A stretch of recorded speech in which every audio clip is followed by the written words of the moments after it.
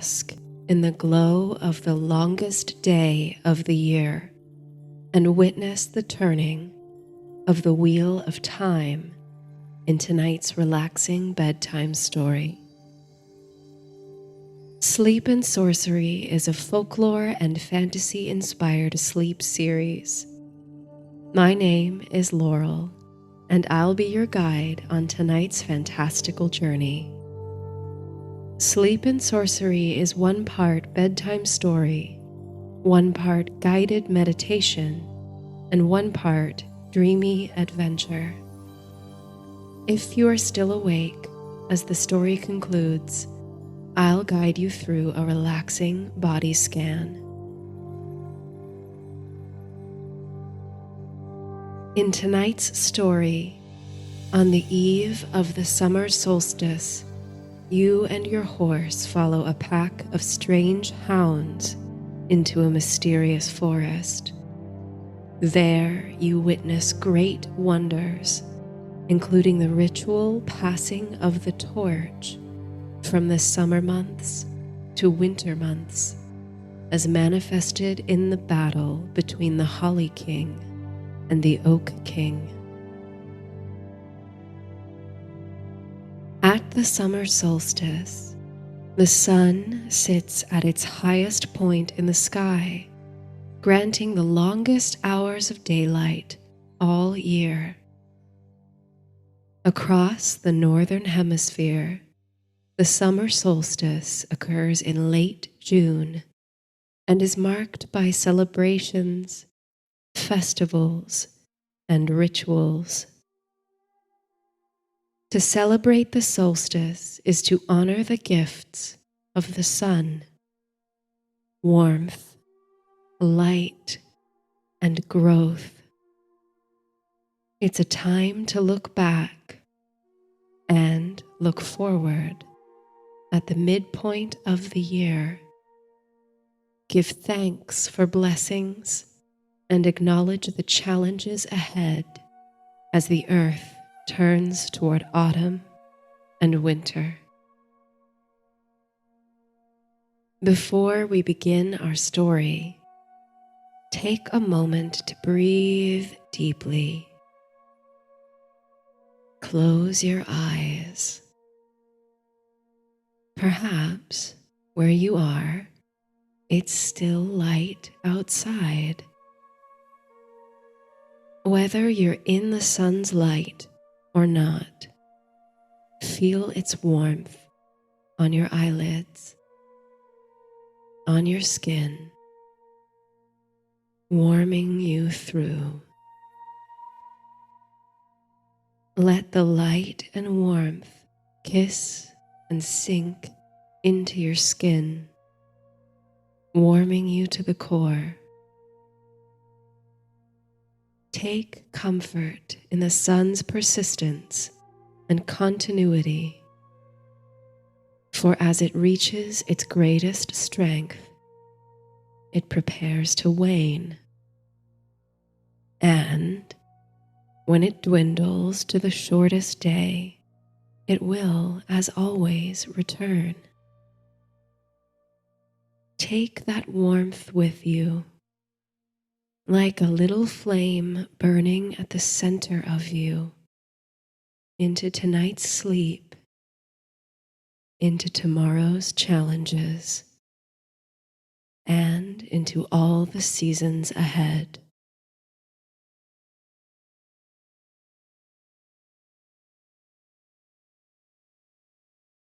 The fluting call of a nightingale dances on the warm summer wind.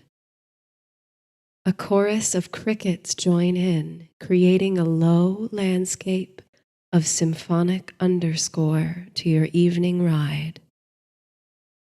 The sun droops, full and fat and low in the sky, but seems in no hurry to set beyond the distant mountains. A night like this, with excess light and warmth, begs for a long, leisurely ride. Let the home sit vacant, and the tea grow cold. Much like the sun, you are in no rush to return. The evening breeze runs its fingers through your hair and provides only a slight resistance to your horse's canter. The gentle bay mare Winifred snorts and saunters through a speckling of poppies, tossing her head with pleasure.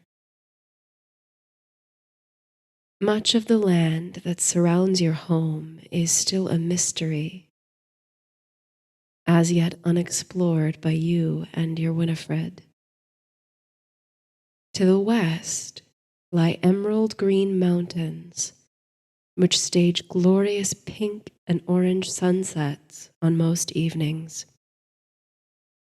Just north of your home, according to locals, is a Bronze Age hill fort. You've seen it from afar, thick grooves carved in concentric circles round the hilltop. Locals debate its history, whether it housed the defensive armies of King Arthur in a bygone era, or was a seat of resistance to Viking invasions. A local man once told you that the hill fort's defenders and wise women carved buried objects imbued with charms and spells beneath the earth to ensure it would never be overtaken. Just past the hill fort is a vast, dense woodland which you've not yet explored. To be honest, you've always sensed that the forest holds something powerful and unknown. It's at once deeply alluring and impenetrably wild. Someday, you think, its charm will draw you in. And to the south, the ruins of a great stone abbey decorate the rolling landscape. Years of abandonment and disrepair leave only desolate archways, broken pilasters, and crumbling foundation. Robust grasses, moss, and ivy threaten to reclaim the stone for nature. You visited the abbey once at sunrise, and you marveled at the golden hue held by the green moss in the early morning light, the dew that hung suspended in the air all around, the picturesqueness of the dereliction. This land hums with history, and you can hear it, feel it most potently at first light and twilight. The sweet sun bathes the green mountains, hills, and mosses with a gilded glimmer. At times like these, when the wind sweeps through the grasses whistling a low song, the whole world feels connected, alive, and attuned to one single spirit, one essence. Tonight, though the sun persists into the late hour, the scent of evening primrose and lavender from beyond the hills wash over you, summery and sweet. The air is warm but mild, succumbing slowly to a cool shade as night creeps across the land, lingering lazily behind you. Indeed, there is no haste about you tonight. The sun, the moon, the wind, the stars, the land, you, your horse, all surrender to the golden impermanence, sliding along each moment like a leaf dancing upon the wind as it tumbles to the ground. As Winifred sidles along the grooves in the grassy hillside, your body sways with the rhythm of her gait. Your muscles feel loose, relaxed, and languid. It's as though you move through crystal clear water. Your eyes slip out of focus for a moment as you let go, but you blink a few times to return to yourself, wondering if you should, in fact, call it an early night. But as you regain focus, a flash of red and white catches at the corner of your vision. Yes, there is something moving across the grass. It's too distant to make out clearly, but there are white forms, animal, ahead. They move without clear direction, and at first, this leaves you confused until you realize they're playing. One of the forms stops suddenly, standing at attention, and you imagine it must have seen you and Winifred. You slow your pace so as not to intimidate the thing, but after a few moments it bounds toward you. Then it's followed by two others. You pull back on Winifred's reins and pat her neck gingerly to calm her. But she seems undisturbed, which is a good sign. She's always had a strong judge of character and danger.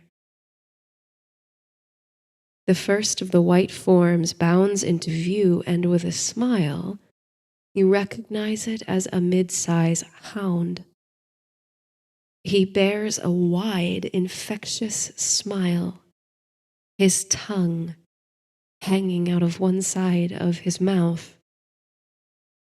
The dog and the friends that follow is sleek and muscular with short white fur. His pointed ears, however, are the bright red of the hollyberry. The three dogs, white fur, red ears, play and vocalize joyfully. Winifred snorts and shakes her head, showing kinship with the creatures. You've never seen anything like these hounds, but you feel instantly as though they've always been with you. They project astounding warmth and familiarity. You find yourself laughing. Then the first hound, recognizable by his eyes, one brown, one blue, stops his playful cavorting and utters a cheerful bark. His fellows stand at attention and follow him as he trots off in the direction of the hill fort.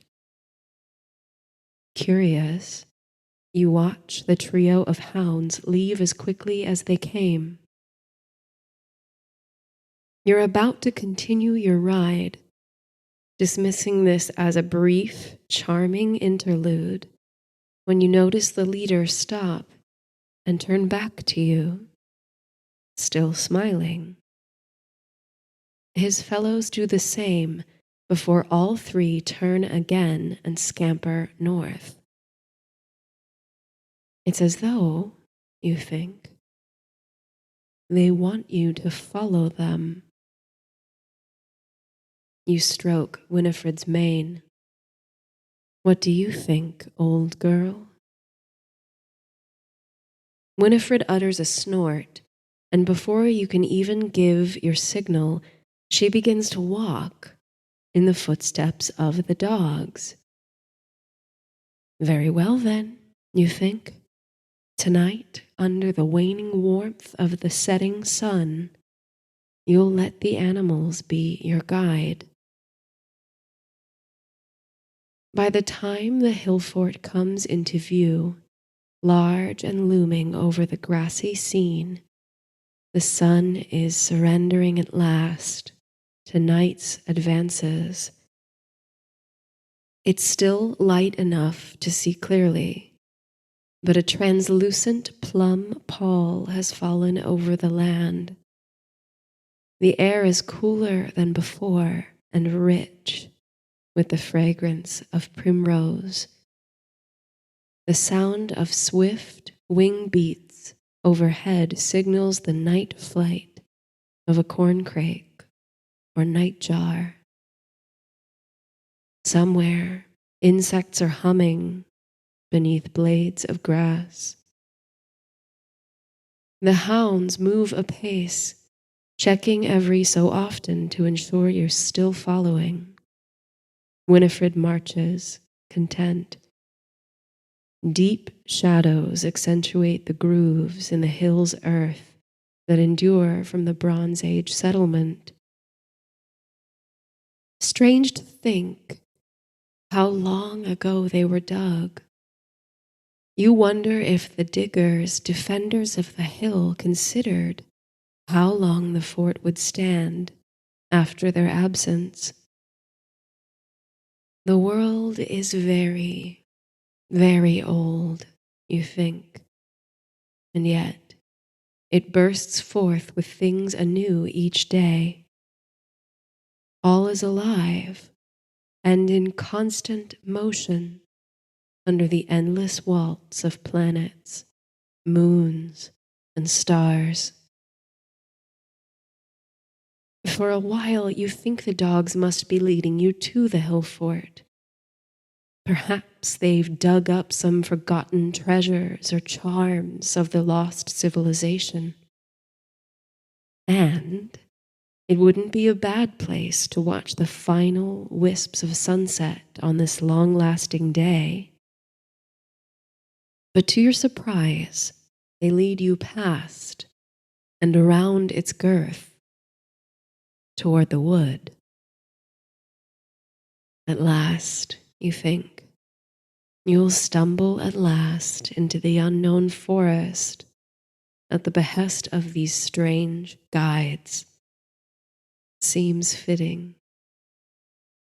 You approach the tree line and, sensing Winifred's weariness, tug gently on her reins to signal that she can take her time.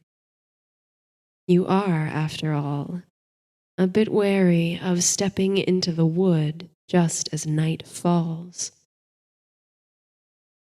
But the hounds sally forth unafraid.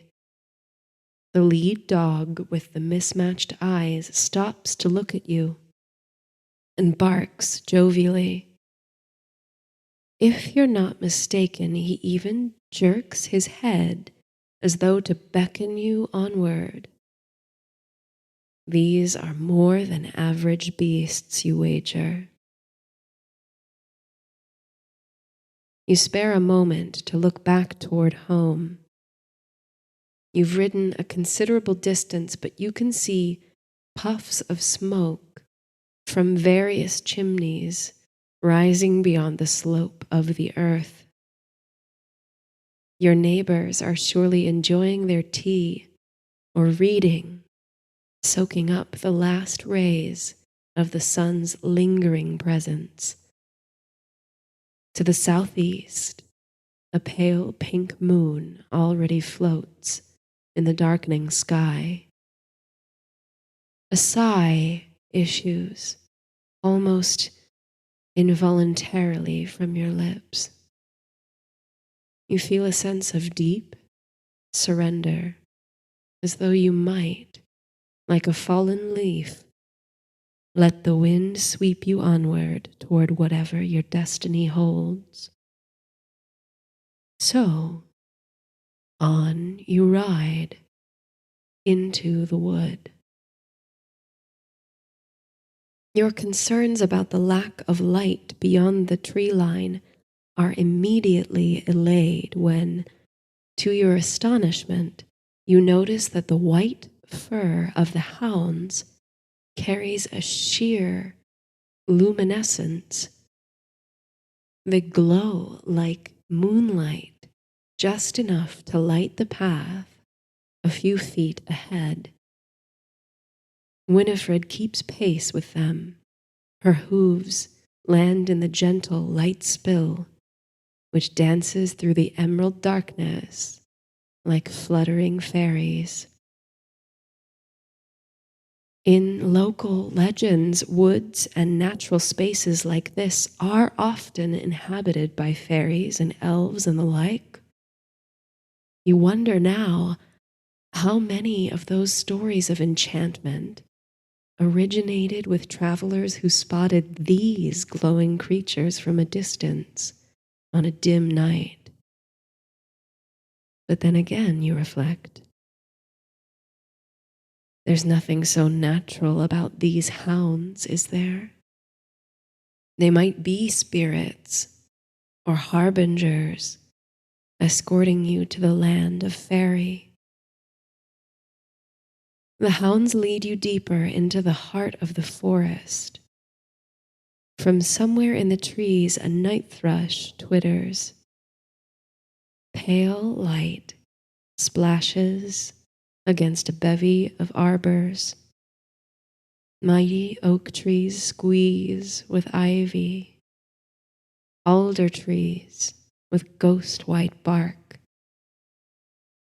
The path, if you can call it such, twists and turns, but your guides seem to know the way. Something calls you onward in their footsteps. Soon the darkness dissipates, and the dogs lose their luster as you perceive a light source ahead. You, the hounds, and Winifred step forward into a vast clearing. The sight is dizzyingly picturesque. Golden fireflies sparkle across your line of vision, dancing amid what must be a stone circle. The stones of various heights are overgrown with moss and vines, protruding like natural growths from the grass. Primroses and toadstools speckle the ground as though they were painted there by an unseen artist. A full strawberry moon overhead bathes the glade in its rosy glow. It all seems at once carelessly wild and impeccably placed.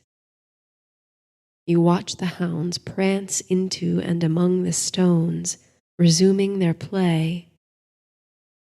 It would seem you've reached the place they intended to bring you. And indeed, it seems like a gateway to another world. You dismount Winifred and stroke her neck. She gives you a friendly nuzzle. You're comforted by her apparent lack of apprehension. Giving her an assuring pat on the nose, you move toward the stone circle to investigate further. The largest stone, which stands directly across from where you entered the clearing, is wildly overgrown. It's of an unusual shape as well. Where many of the others stand straight, narrow, and monolithic, this one has a high, narrow point and a lower level with greater width. The lead hound follows you over to it and noses at some of the ivy that lies across its width. Something about it compels you to stare fixedly, unblinking, as though you might miss something if you look away. And also, somewhere under the vegetation and vines, In the gaps that allow you to see the stone material, there's a pattern, something hand-hewn or carved into the head of the blue stone, right at your eye level, is looking back, hesitating. Hesitating for just a moment, you reach out a hand to tug at the ivy. With a few minutes' work, you pull away enough vines and scrape away enough moss to reveal something marvelous. Carved into the stone is a human face. Smiling and joyful, its features resemble those of Father Christmas or Yuletide spirits. He's old and wrinkled, but his eyes are smiling too. You pull away more greenery to reveal more around the face. Adorning his brow are carvings of a crown made of holly leaves and berries. Carved pine cones and spruce needles are strewn through his long hair. More and more vines and moss come away under your hands, down to the shoulders, about which you reveal a robe carved to look like rich fabrics and furs. Now it occurs to you that the odd shape of the stone is carved to resemble a chair, a throne, more likely. You tug away at the vines to uncover the figure's right hand, in which he bears a goblet carved to look like it's encrusted with rich jewels. You scrape at the moss to expose the length of the figure's fine stone robes. Then you uncover his left hand, empty, but clasped in a gesture that makes your heart leap. With one rigid stone finger, the figure points straight ahead. It's now that you notice the lead hound has vanished. You rotate slowly to face the direction of the figure's gesture, the opposite side of the stone circle.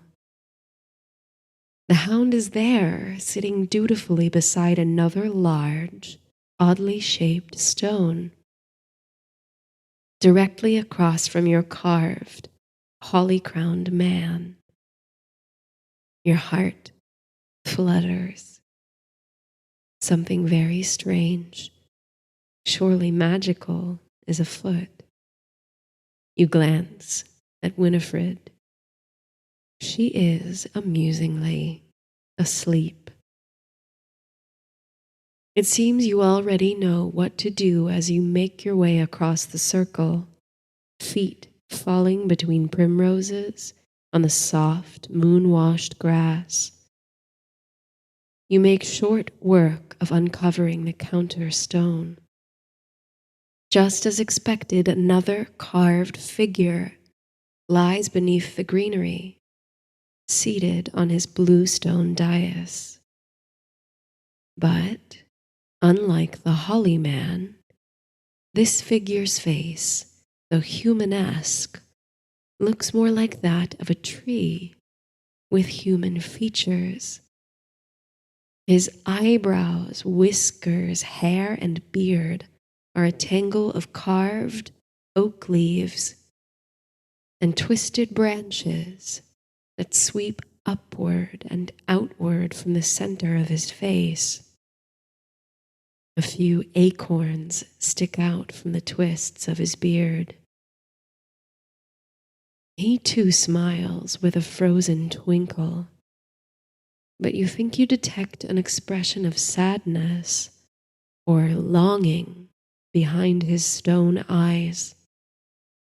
His robes seem hewn from rough tree bark. You take a moment to marvel at the sheer craft of the carver, for the style between the two is so similar they must have been made by the same hand. The realistic, intricate detail is ages beyond that of the rudimentary stoneworkers who might have inhabited the hill fort. But the circle feels immeasurably ancient.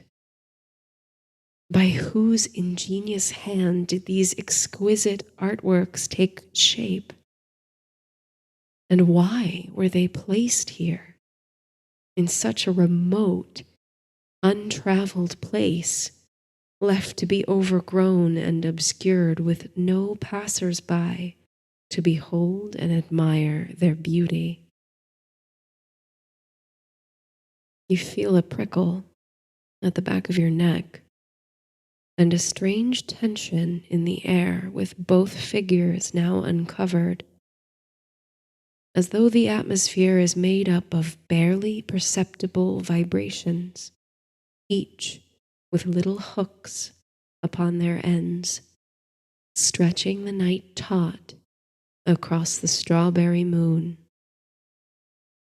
The lead hound pads to your side and rubs his head against the inside of your palm. You respond by petting him gently, your hand moving against the tension in the air. Looking from one stone figure to another, you have the distinct impression that their gazes are locked. Another magnificent feat by the artist. The monumental men hold eye contact across the ages. With a low utterance and a nudge, the hound seems to be ushering you toward the outside of the circle, where his fellows stand together. You've placed your trust in them so far, you think, so you follow the hound back toward where Winifred rests. You notice all three of the hound's red ears perk up suddenly. A moment later, you hear something too. The sound of cracking, breaking, shifting rock. What happens next leaves you nothing short of awestruck. The pale pink moonlight seems to effuse more brilliantly as the two figures, one decked with holly, the other with oak, begin to move. Bluestone splits, pried apart by shining light, as the two towering men emerge from stone like a fragile shell in full resplendent color and texture. The holly man whose face you first were moved to uncover is bright and saturated, face pink and plump with ruddy cheeks and sparkling golden eyes. His long hair and beard are white as the sparkling snow, making the brilliant green and vibrant red of the holly at his brow even more intense to look upon. His robes are lush fabric, trimmed with furs and threaded with gold in spiraling patterns.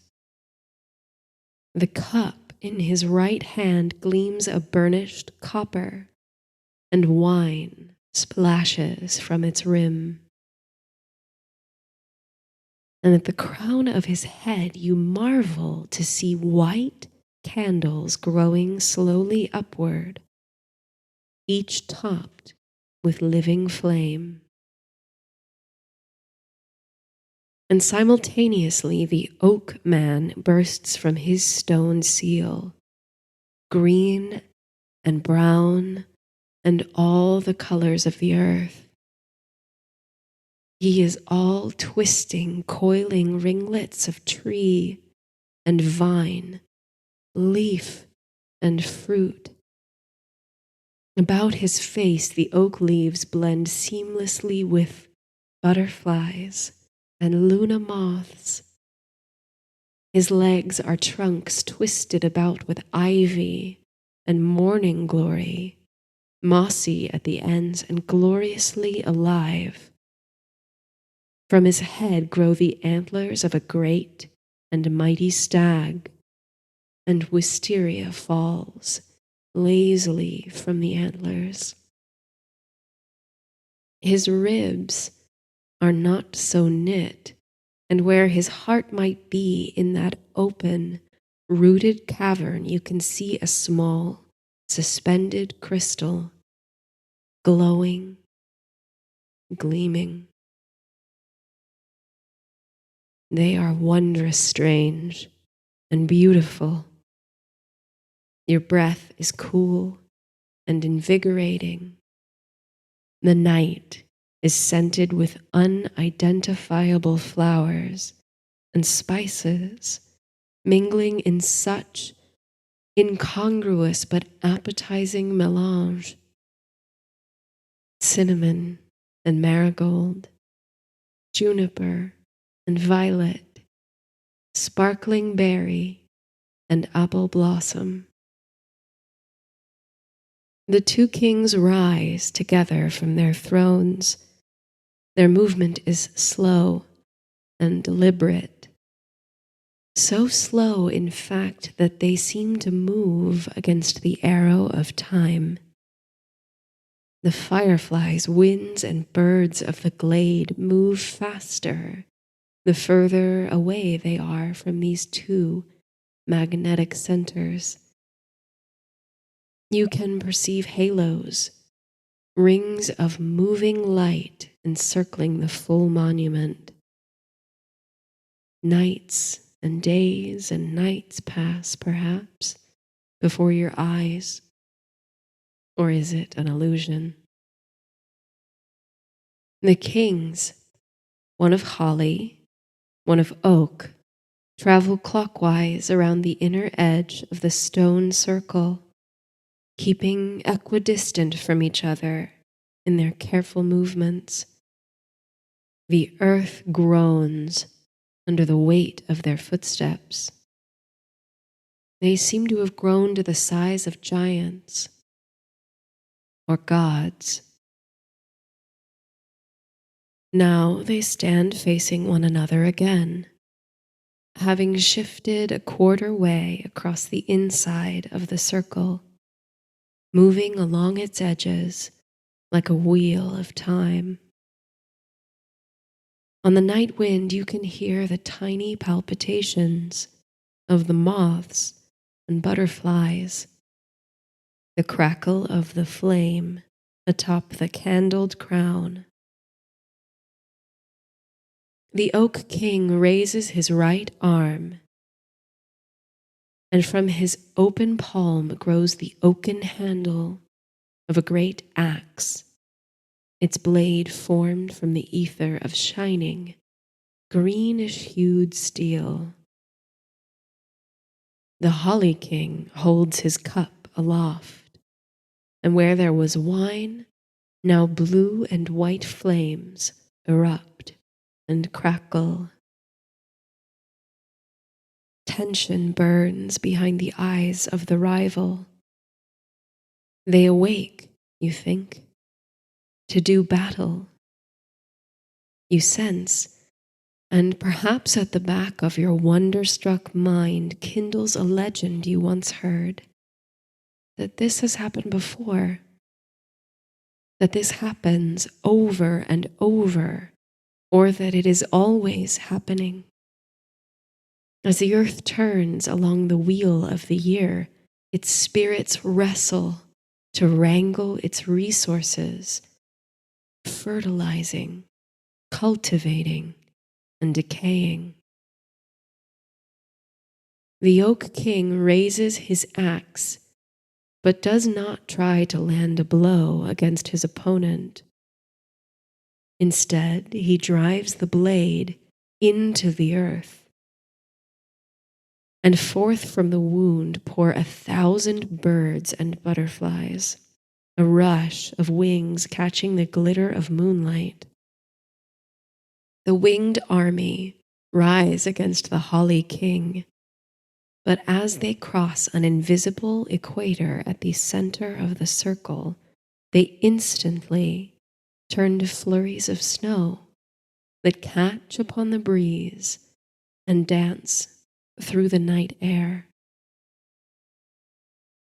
The Holly King returns the advance, drawing a deep inhale and blowing from his lips a blast of blue and white frost, sparkling in spirals toward the Oak King.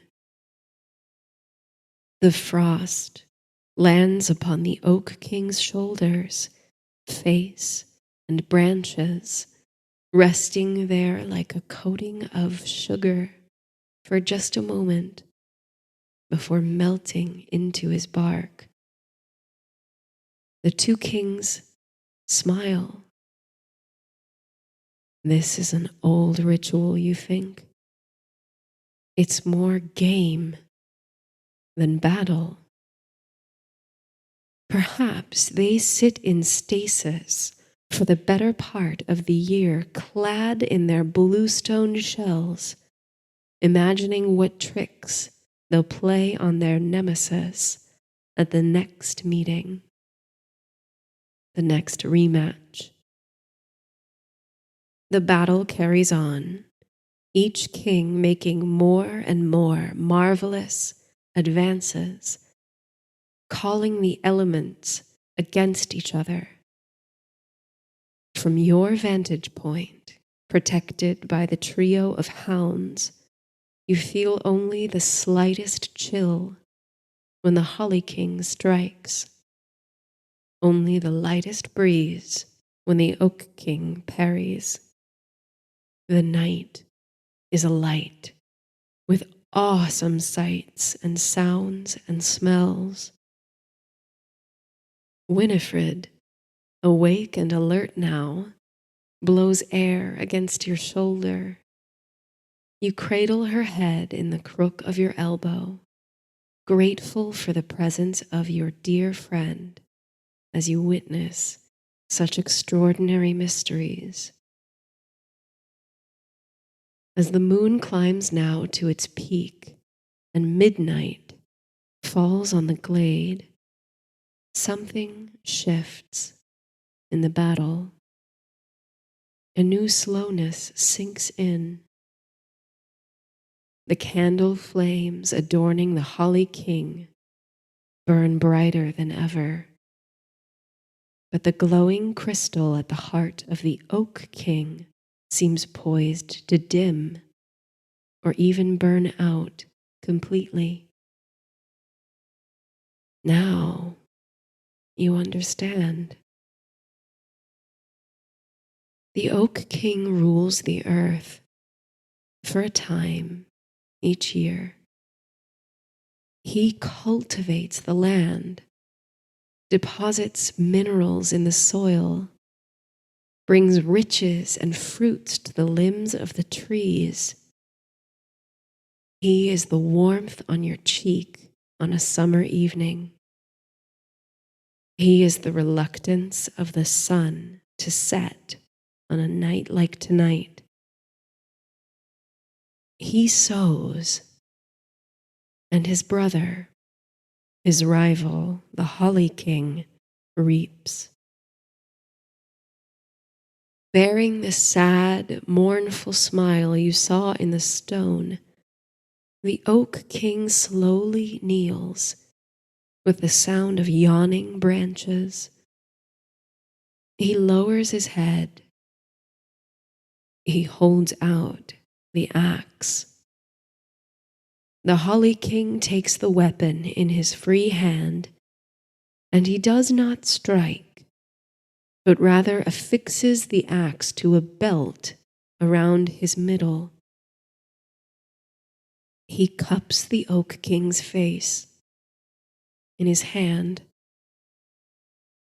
At the touch, the Oak King's branches seem to shrivel. His leaves turn red and yellow and orange and brown and drop suddenly. He grows old before your eyes.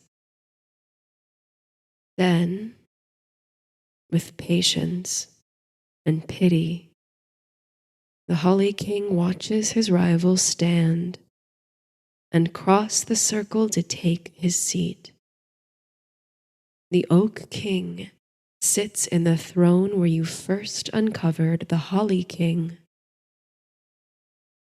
The light of the crystal at his core goes out, but the same sad smile rests upon his lips as he returns to stone.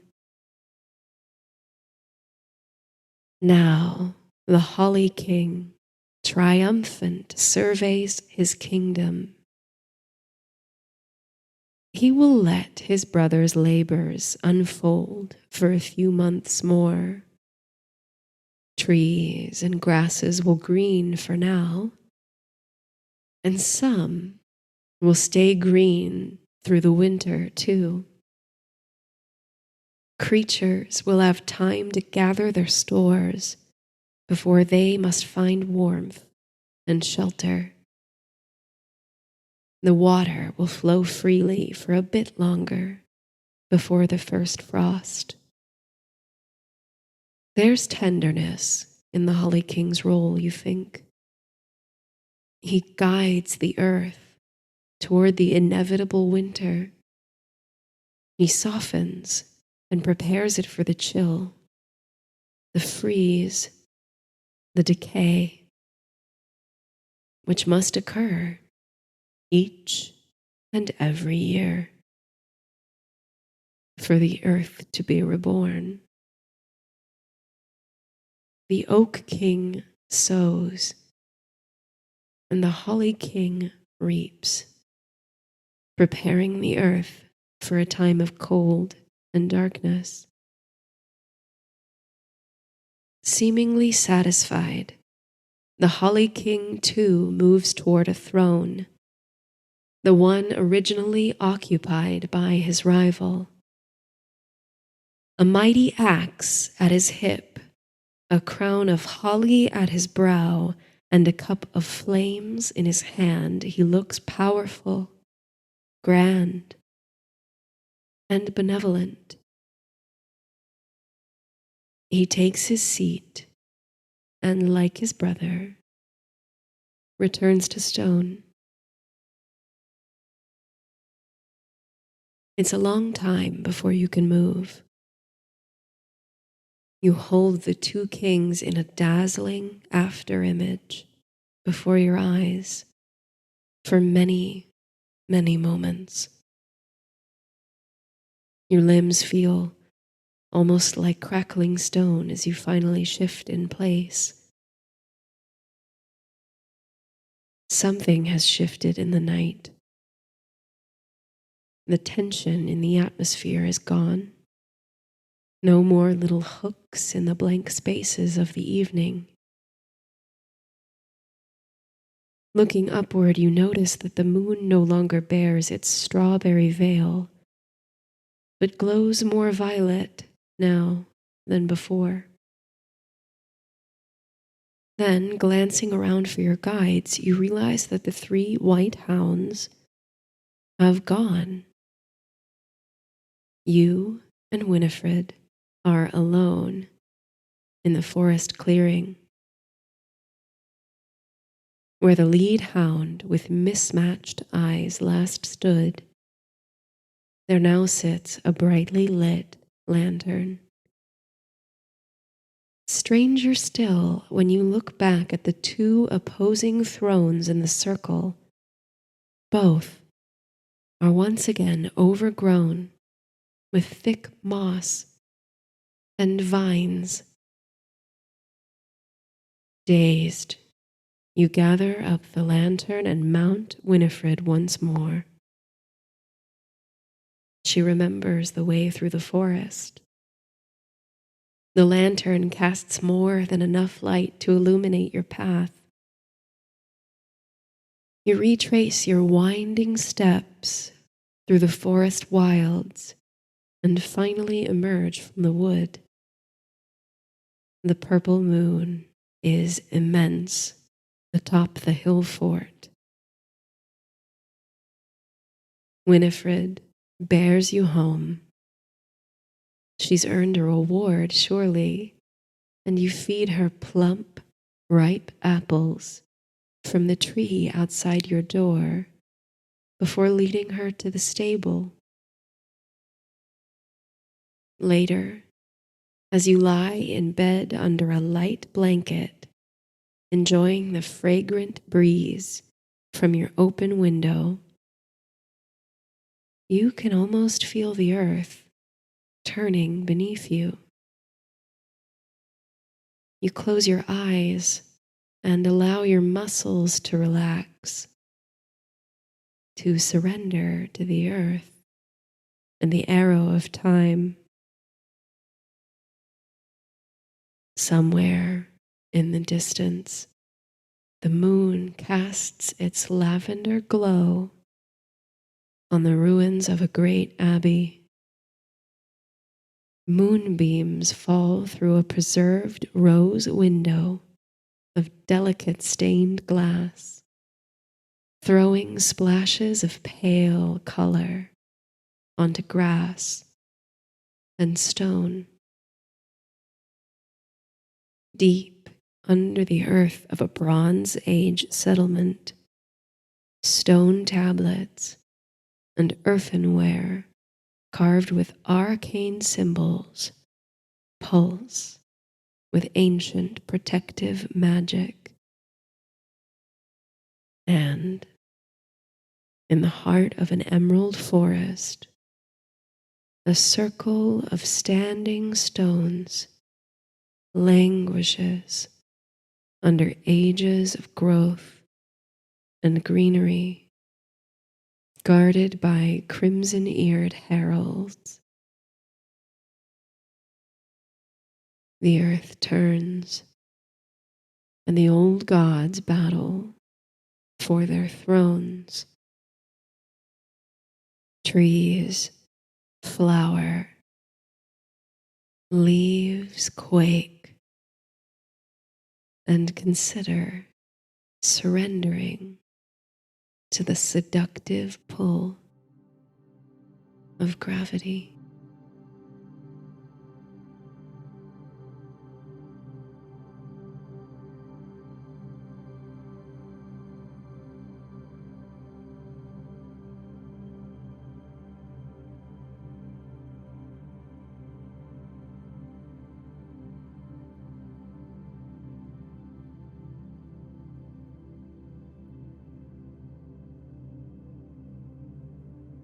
Be still.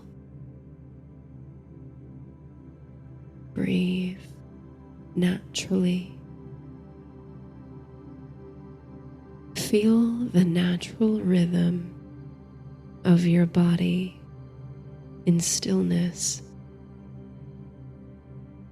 as you move through time. Feel the rise and fall of your belly with your natural breath. Feel warmth and light around the center of your navel, traveling upward to a few inches below your sternum,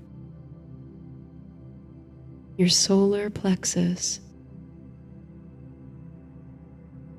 Keep breathing warmth into this space.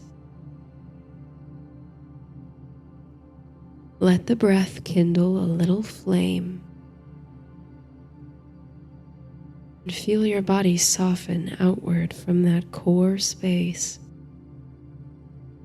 Warmth spreading outward toward your chest and your belly and pelvis. your arms and legs, and your torso and shoulders and your neck and head. Let the warmth continue to soften your muscles and surrender. Be still. Be at rest. Be at one. Feel your body in space and the connection points to your sleep surface, to the earth. Feel time elongate, stretch like the long day of the summer solstice. Be warm and at peace. Let the sunlight you absorbed during the day kindle your heart, soften your mind, relax your body, melt.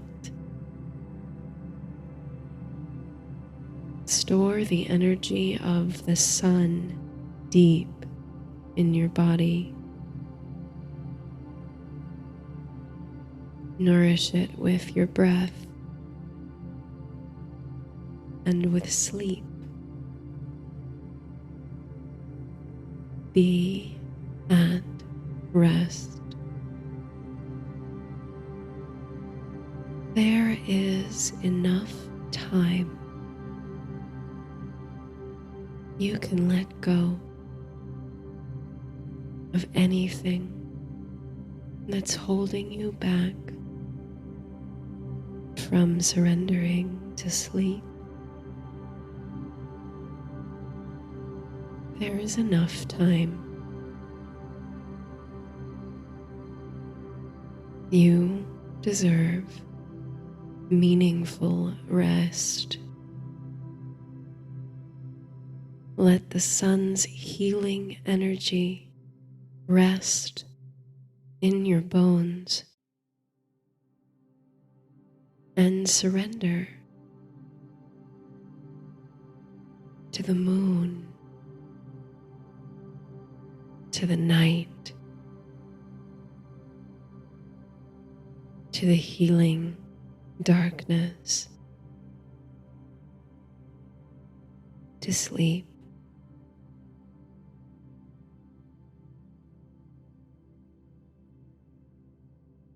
Sweet dreams.